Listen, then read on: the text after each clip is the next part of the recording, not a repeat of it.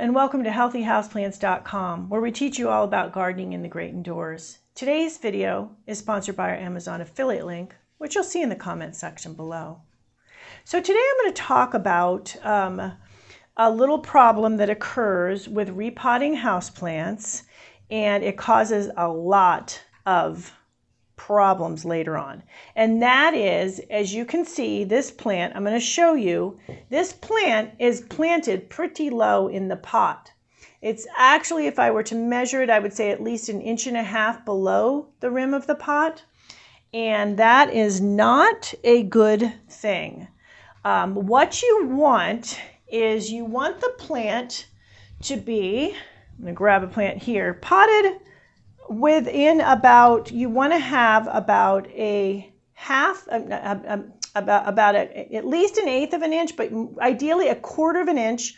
This one's more like 1/8 of an inch, but 1/4 of an inch down around the rim of the pot when you finish repotting that plant. The 1/8 of an inch is okay too, but just to keep in mind, I've got another one here that is more of 1/4 of an inch as well. Okay, so the problem with this potting this low, and this occurs quite a lot, is that what happens is there's not enough air circulation, and I also have a video on the importance of air circulation. There's not enough air circulation at the base of the plant.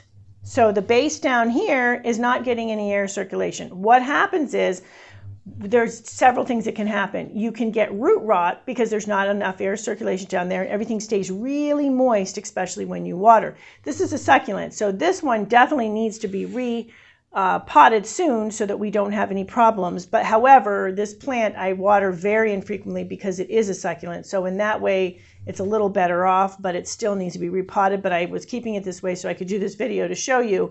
So you want to raise the plant up closer to the surface of the soil. And another thing that can happen in there is pests love it when there's moist, humid conditions. So down there, where especially after you water, it's nice and moist, it's nice and humid. The plants will go, the pests like mealybugs will go crazy down there. They get in the soil around the base of the root of the base of the plant where. And even there's mealybugs that will attack the roots as well. So it's just not good, not a good in general way to have the plants planted. And also doesn't look all that great. It looks a lot better when the plant is up towards the top of its pot.